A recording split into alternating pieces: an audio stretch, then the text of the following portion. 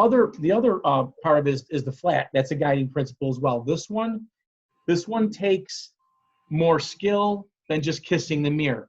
So if a motorcycle, as it goes down the road, the chassis pitches, right? So if I accelerate hard, it's going to have an effect on the suspension. Okay, it actually extends both. Okay, your spring will extend in the rear and your forks will extend. Weight will shift rearward, but that's what your suspension is doing. If you were to brake, you're going to compress the front and the rear will rebound or extend, if you will, right? So we know these things are going to happen when we're riding. So what we want to do with the flat principle is keep the chassis flat. We want to keep our chassis in as flat as possible because we want the suspension traveling in its most supple or its active range. Okay, if we're asking our suspension to operate at its extreme either way, that's really gonna send mixed messages to the motorcycle. It's gonna wreak havoc on our direction. It'll definitely have a traction problem. Okay, so like think about someone if you accelerate hard, your front wheel is going to start to lift off the ground. Now it's going to be making less contact with the pavement. Okay, we don't want that to happen. And so the way what I teach people is braking, gear changing, throttle techniques that keep the chassis as flat as possible. Because even if you brake hard, many of you may have had this happen to you or someone you know. You're going into a turn, you brake hard, you don't wash out the front wheel, but the rear comes loose, right? And that's because that chassis is severely pitched. And we can't steer the motorcycle if our rear tire comes off the ground. And so we need to have weight front and rear. Now there's an exception to this, and that's kind of like the crown jewel of the course, which is braking, trailing our brakes into the turn, trail braking, where we weight the front tire as we initiate that change. Okay, as we make that change, because we want, so for example, we want to keep the suspension balanced, but as I go into a turn, I want weight on this front tire.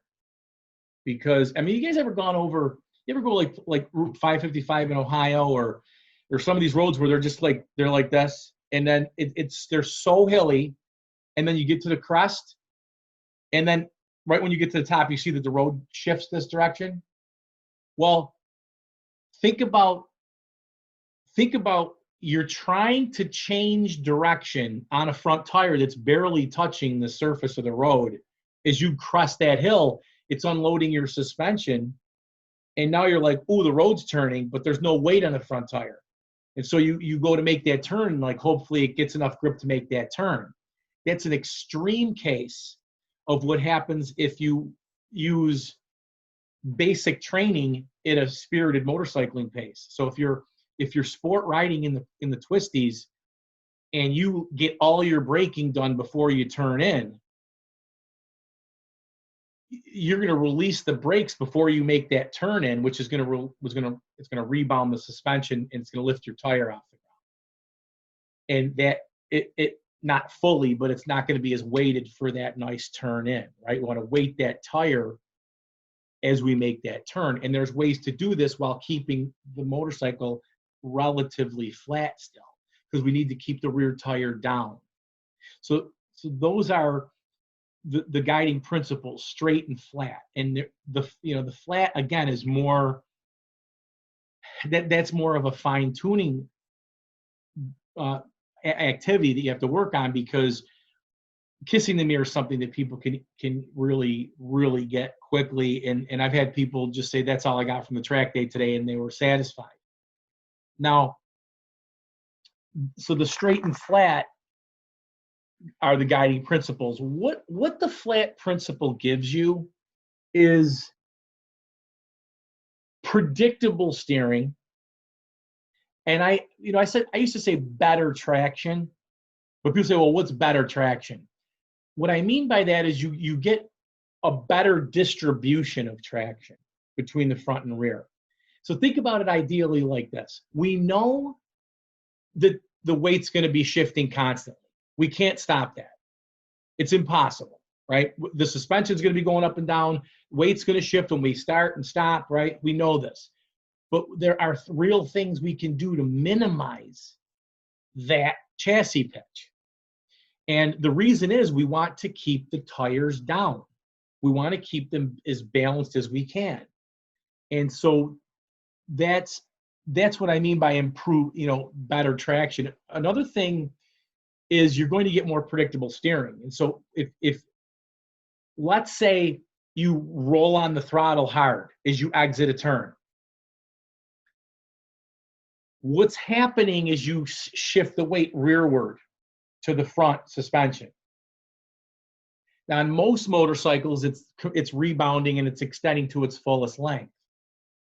So your wheelbase is going to lengthen, and that lengthening of it is going to make it more difficult to steer, more difficult to make the turn, because a longer wheelbase is going to make it more difficult to make the turn. Now, we all know you power out of a curve. That's riding 101, and that won't change. But the rate that we would, let's say, throttle out could have an effect on our actual line.